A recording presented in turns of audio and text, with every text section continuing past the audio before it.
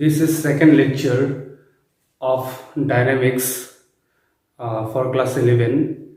Already you were given some basic concept of Newton first law that is without unbalanced force no object can change its position, or you can say if resultant force on a system is zero then there is no acceleration. acceleration नहीं है मतलब क्या है, rest body rest में रहेगा और motion body motion में ही है, जितना मोशन में है उतना ही है और चेंज नहीं होगा. ओके, इक्विलिब्रियम में है.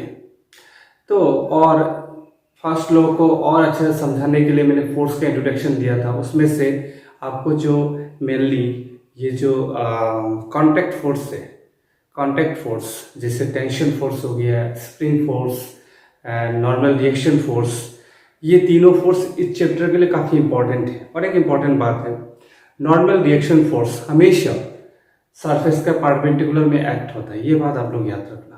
हाँ, इसका रिगार्डिंग क्वेश्चन होगा. नॉर्मल रिएक्शन फोर्स मैं फिर से थोड़ा सा बताया था. जैसे मान लो कि ये सरफेस है, ये सरफेस के ऊपर दूसरा बॉडी रखा हुआ है, तो नॉर्मल रिएक्शन फोर्स क्या होता है आपका, ये होता है परपेंडिकुलर टू द सरफेस. ठीक है, अगर ऐसे इंक्लाइंड है तो बॉडी ऐसा रखा हुआ है, यहाँ पे भी जो नॉर्मल रिएक्शन फोर्स होगा सरफेस पे परपेंडिकुलर नहीं होगा. मतलब नॉर्मल रिएक्शन फोर्स सरफेस ने देता है ना, जिस सरफेस पे बॉडी रखा हुआ है वो उस सरफेस ने आपका नॉर्मल रिएक्शन फोर्स देता है. और नॉर्मल रिएक्शन फोर्स ही आपका वेट होता है किसी बॉडी का. ठीक है, वेट. अभी देखो इस बॉडी का वेट ये नॉर्मल रिएक्शन फोर्स का ऊपर डिपेंड होगा, क्योंकि बॉडी ने जितना फोर्स इसको देगा उतना ही तो वो देगा. एक्शन और रिएक्शन क्या है, इक्वल है. इसलिए नॉर्मल रिएक्शन कोई फ्री फॉलिंग बॉडी है, एक बॉडी ऊपर से आ रहा है, जब तक उसको सरफेस नहीं मिलेगा तब तक नॉर्मल रिएक्शन फोर्स नहीं मिलेगा, तब तक उस बॉडी का वेट क्या है, जीरो है. हाँ, फ्री फॉलिंग बॉडी का वेट इसलिए क्या होता है, जीरो होता है.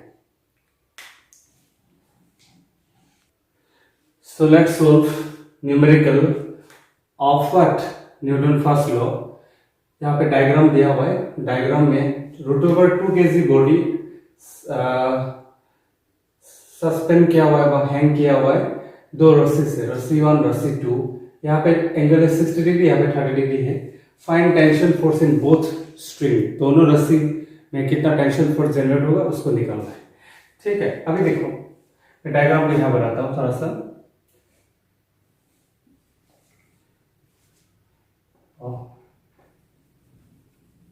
सपोज ये बॉडी था, बॉडी का मास हो गया √2 kg. तो ये हो गया आपका, मान लेते हैं टेंशन 2 T2. ये पॉइंट लगा हुआ है, पॉइंट का बाहर की डायरेक्शन में आता है T2. और ये है आपका कितना है, T1. यहाँ पे एंगल कितना है 30, यहाँ पे एंगल कितना है 60. अभी देखो ये जो फोर्स है, ये जो टेंशन फोर्स है, यहाँ पे जो टेंशन फोर्स होगा ये T2, इसका दो कंपोनेंट होगा. कंपोनेंट तो आप लोग सीखा है ना. ठीक है, दो कंपोनेंट होगा, एक y कंपोनेंट और एक क्या है, x कंपोनेंट. इस साइड में T2 का कौन सा कंपोनेंट आएगा, cos T2 cos 60. और इस डायरेक्शन में क्या होगा, T2 sin 60. थीटा का डायरेक्शन में हमेशा cos आता है, थीटा का उल्टा डायरेक्शन में हमेशा क्या आता है, sin. Similarly in this case इस साइड में क्या आएगा आपका T1 cos 30, और ये डायरेक्शन में आपको क्या होगा T1 sin 30. नाउ सी, इस डायरेक्शन में रिजल्टेंट टेंशन होगा, मतलब रिजल्टेंट टेंशन पर बॉडी इक्विलिब्रियम में है. मतलब इक्विलिब्रियम का मतलब क्या है, ऊपर का फोर्स नीचे का फोर्स साइड का फोर्स क्या है, सेम होगा. इक्विलिब्रियम में नहीं है मतलब ऐसा ऑसिलेशन करते रहेगा. इसका मतलब है इस केस में ना T1 cos 30 degree is equal to T2 sin T1 ठीक है, T1 cos 30 is equal to T2 cos 60. ये इक्वल होना पड़ेगा. यहाँ इस डायरेक्शन का फोर्स और इस फोर्स और ये फोर्स सेम होना पड़ेगा, तभी तो इक्विलिब्रियम में है. न्यूटन फर्स्ट लॉ का मतलब क्या है, इस बॉडी के ऊपर नेट फोर्स कितना है, 0. ये इक्वेशन बन गया हम लोग का. ओके, और एक इक्वेशन क्या है आपका, ध्यान से देखना. T1 T1 sin 30 plus T2 sin 60 is equal to क्या होगा, इज इक्वल टू √2 इंटू 10। इसका मतलब क्या, नेट रिजल्टिंग टेंशन ऊपर का डायरेक्शन में और रिजल्टिंग फोर्स ऊपर का डायरेक्शन में क्या, ये दोनों है, ये दोनों का समेशन, और नीचे फोर्स क्या है, वेट है, वेट मतलब √2 इंटू क्या होगा 10। Okay, now see in this, from this equation we can write T1 in place of cos 30 we can write √3/2 is equal to T2 into cos 60 half. So 2 cancel. It means T2 is equal to √3 T1. This is equation number 1. And again we can write from here, from this equation, T1 into, in place of sin 30 we can write half, plus T2 in place of sin 60 we can write √3/2 is equal to √2 into 10.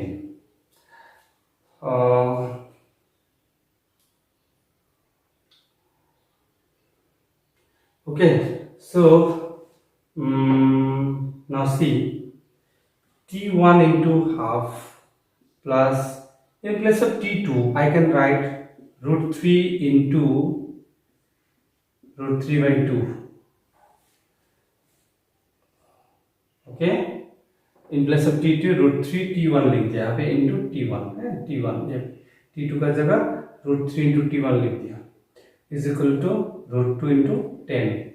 तो इसको solve करो, T1 का value मिल जाएगा, solve करने से हो जाएगा, ये आएगा आपका T1/2 plus this is 3T1/2 is equal to √2 into 10। Okay, so 2 को हम लोग उधर लिखेंगे तो यहाँ हो जाएगा आपका 4T1 is equal to 2 into √2 into 10। So T1 is equal to हो जाएगा, एक्चुअली ये जो मास है, actually I think wrongly given √2, ये 2 kg होगा, 2 kg ले लेगा ना, 2 kg होने से कैलकुलेशन थोड़ा इजी हो जाएगा। तो कैलकुलेशन में हम लोग क्या लिखेंगे, यहाँ पे 2 kg हो जाएगा, 2 सब पे 2 हो जाएगा, 2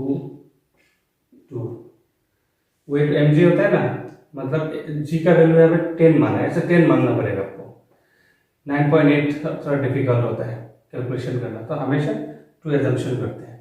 सो here the T1 will be 10 newton, T1 will be 10 newton. So इसमें आपका क्या पुट करो, T2 का वैल्यू यहाँ से मिल जाएगा, T2 will be √3 into what 10। So it almost कितना आएगा, 1.7 होता है आपका √3 का वैल्यू, सो ऑलमोस्ट कितना आएगा 17 न्यूटन, ये आ जाएगा आपका ऑलमोस्ट अप्रोक्सीमेटली 17 न्यूटन आ जाएगा। सो इस टाइप का क्वेश्चन अगर आता है ना, मेनली आपको इक्वेशन बनाना आना चाहिए। देखो इक्विलिब्रियम में न्यूटन फर्स्ट लॉ है, तो ये बात याद रखना, जो भी हो, मतलब यहाँ पे मेनली इस बॉडी में ना टोटल ऐसा था, देखो इस साइड में था आपका एक फोर्स, इस साइड में एक फोर्स है, इस साइड में जो फोर्स था that is T2 cos 60, 2 kg body है, इस साइड में जो भी फोर्स है T1 cos 30, इस साइड में जो फोर्स है वो mg है, m2 kg दिया हुआ है, ये एक्चुअली डायरेक्टली 20 न्यूटन लिख देता हूँ। ऊपर में जो फोर्स दिया हुआ है, वो फोर्स मिला वो है आपका, एक है T1 sin 30, is it sin 30, yes sin 30 plus T2 sin 60। So equilibrium में है, मतलब क्या है, ये वैल्यू और ये वैल्यू सेम होगा, और नीचे का ये mg मतलब 20 न्यूटन और ये वैल्यू क्या होगा, सेम होगा, तभी तो रिजल्टेंट फोर्स इसका ऊपर कितना है, 0 होगा, तो एक्सेलरेशन क्या है, 0 है, तब हम लोग इक्वेशन को सॉल्व करना है। तो न्यूटन फर्स्ट लॉ का आपको हमेशा इस टाइप का क्वेश्चन देगा। Let us see next numerical. So next we have a very important numerical. In this numerical ना, ये न्यूमेरिकल में हम लोग पहले जनरल टर्म्स पढ़ेंगे, मतलब बॉडी का मास सेम है, लेकिन आपको क्वेश्चन जब दिया रहेगा एम मास दिया रहेगा, थीटा यहाँ पे थीटा माना है, तो आपको निकालना है find the T in string. ये जो रस्सी से बांध के रखा है ना, यहाँ पे यहाँ पे एक स्ट्रिंग में इसको बांध के रखा है रस्सी से, रस्सी काट देंगे तो बॉडी नीचे स्लाइड होकर गिर जाएगा। तो रस्सी में कितना स्ट्रिंग फोर्स होगा, मतलब टेंशन फोर्स होगा, उसको निकालना है।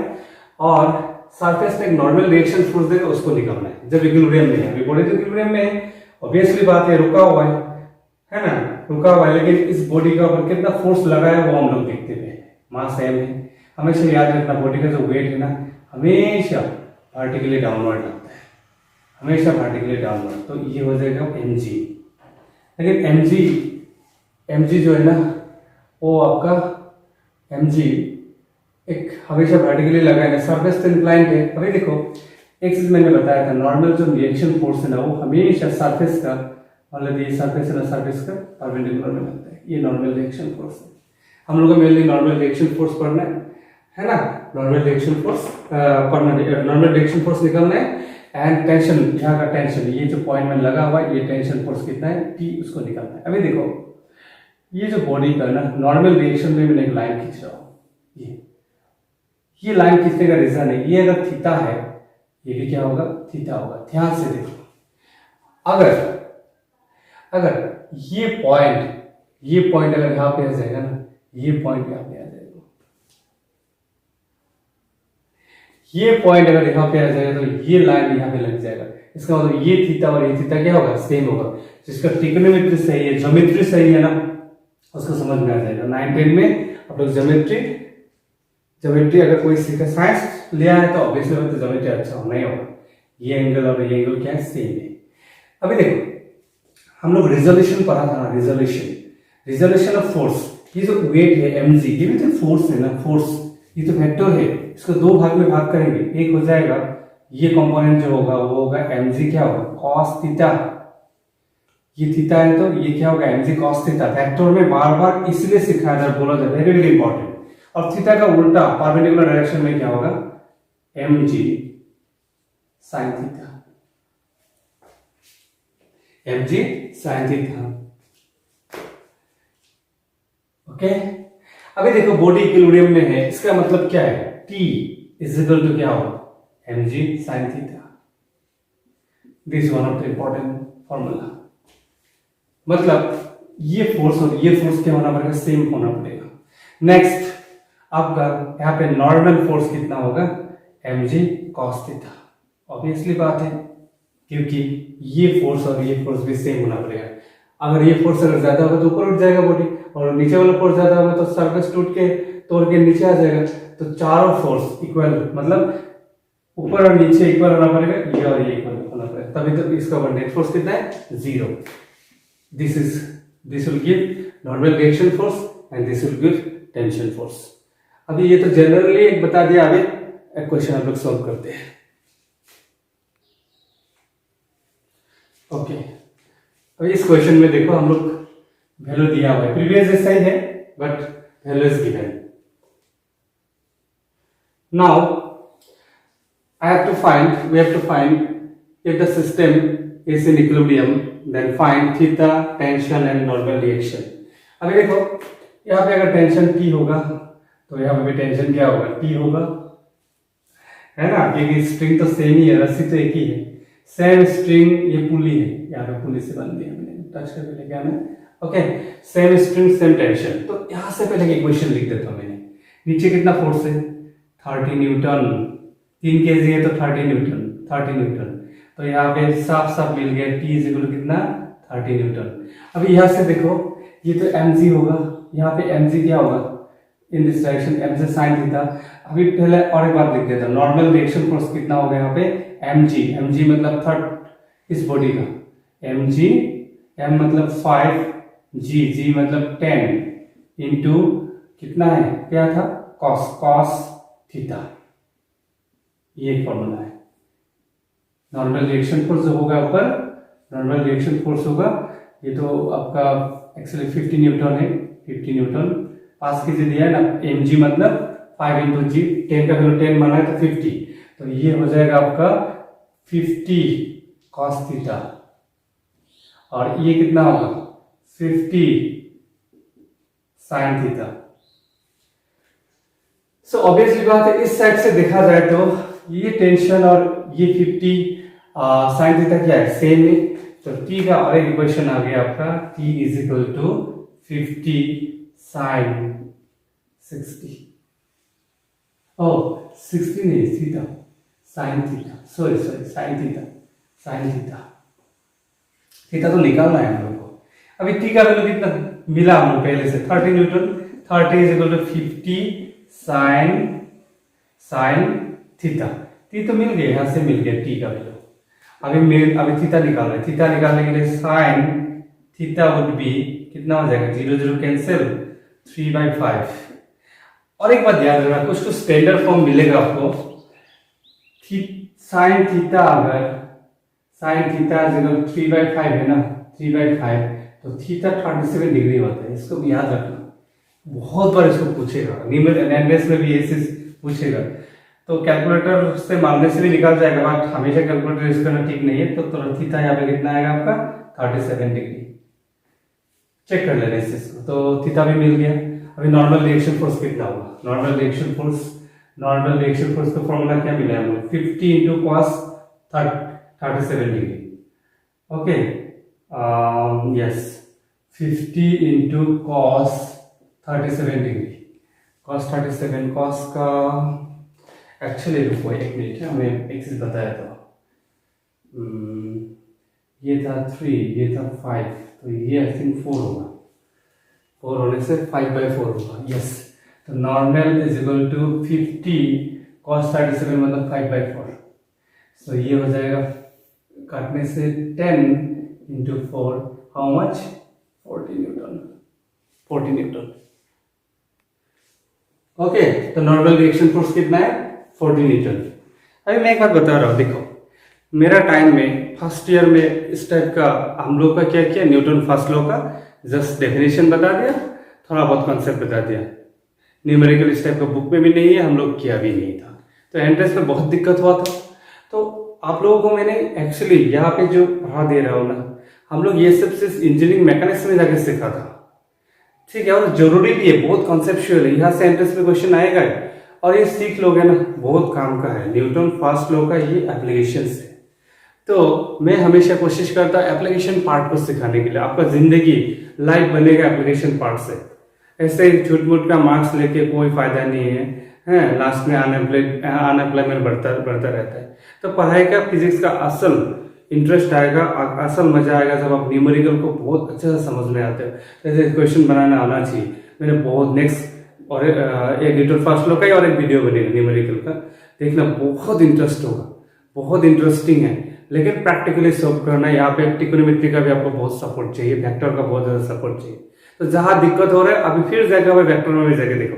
रेजोल्यूशन में दिक्कत हो रहा है तो वेक्टर में जाके देखो। हमेशा कॉस थीटा का डायरेक्शन में आता है, थीटा का अपोजिट में हमेशा क्या आता है, साइन आता है, कंपोनेंट।